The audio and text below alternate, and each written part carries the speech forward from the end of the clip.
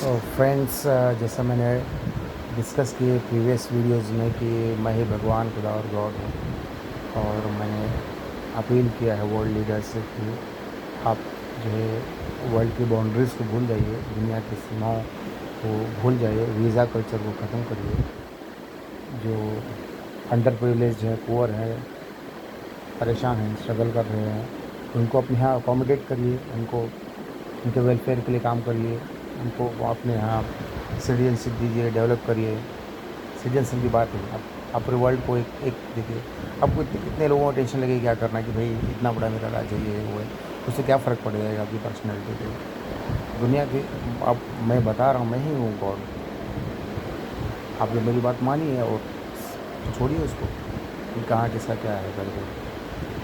तो मैं आपको एक बात बताने जा रहा था कि जैसे कि मैं जब जो सुपर नेचुरल एक्सपीरियंसेस हुए, लक्ष्मी जी भी आई, तो मैं काफ़ी सोच में था कि मतलब गॉड की इतनी रानियाँ 16,108 रानियाँ, ऐसे सब कैसे हो सकता है सब। तो मुझे लगा ये सब, मुझे भी ऐसे कुछ मिलते थे लोग जिनकी तरफ मुझे ऐसा बहुत लगाव महसूस होता था। मैं बड़ा शर्मिला था, इतनी बातें नहीं होती थी।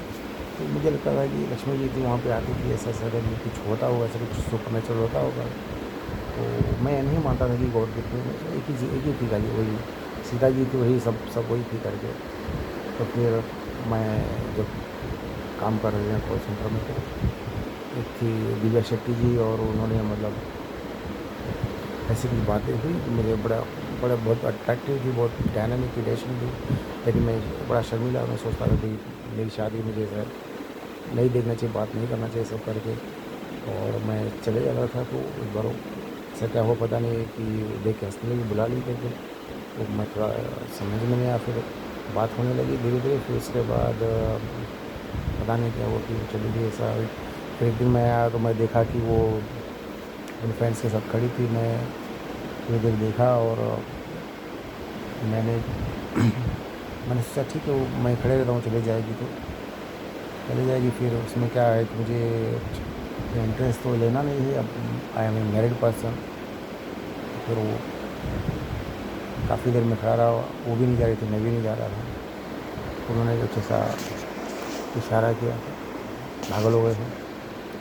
तो मुझे इशारा भी बड़ा अच्छा लगा। फिर उसके बाद वो, मुझे लगा शायद मैं नहीं जाऊँगा, तो वो अपने फ्रेंड्स से जाने लगी, पीछे मुड़ के देखने लगी, जाने लगी, पीछे मुड़ के देखने लगी, जाने लगी। तो मुझे टेंशन हो गया, मैंने बोला ये क्या हो रहा है।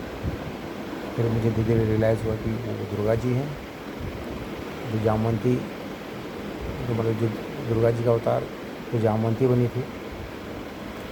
और फिर मुझे धीरे धीरे ऐसी कुछ परिस्थितियों का निर्माण हुआ, लक्ष्मी जी ने किया कि समझ में आया कि ये भी होता है, कि ये भी एक पॉलिटिकल एक मैसेज होता है कि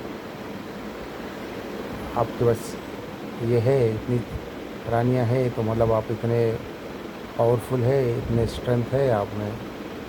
तो ये भी जैसे राजा दशरथ की 3 रानियाँ थे, सब ये सब चीज़ें फिर धीरे धीरे समझ में आई करके।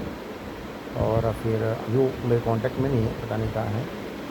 फिर मैं, और जो जामवंती जी की पुत्री मोदी जी थे, और जैसे कि उनका जेस्चर, उनका उनका जो का जो जो उसका स्नेह था, इतना ग्रेट था, इसीलिए मोदी जी को जो है गज केसरी राजयोग मिला। गज केसरी यानी हाथी के ऊपर सिंह बैठा हुआ, ऐसा राजयोग उनका बना, और जो है इतने टाइम से रूल कर रहे हैं।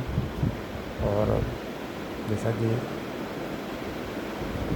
उनको पता था, दिव्या को, जो जामवंती जी थी, क्या मैरिड, फिर भी उन्होंने इतना मेरे लिए, इतना क्या कहते हैं, इतना इतना सपोर्ट, इतना अफेक्शन इतना दिखाया। तो इसे इसलिए मतलब मोदी जी हर बार बाजी मार ले जाते हैं, वो ग्रेटनेस उनके अंदर है। और बाकी जो समझ में आता है आप लोगों को बताता हूँ, आप लोग पूछिएगा शायद, तो मुझे कुछ याद आ जाए, ध्यान आ जाए कि हाँ शायद ये रह गया, ये छूट गया, ये बताना बाकी है, वो डिस्कस करते हैं। Thank you.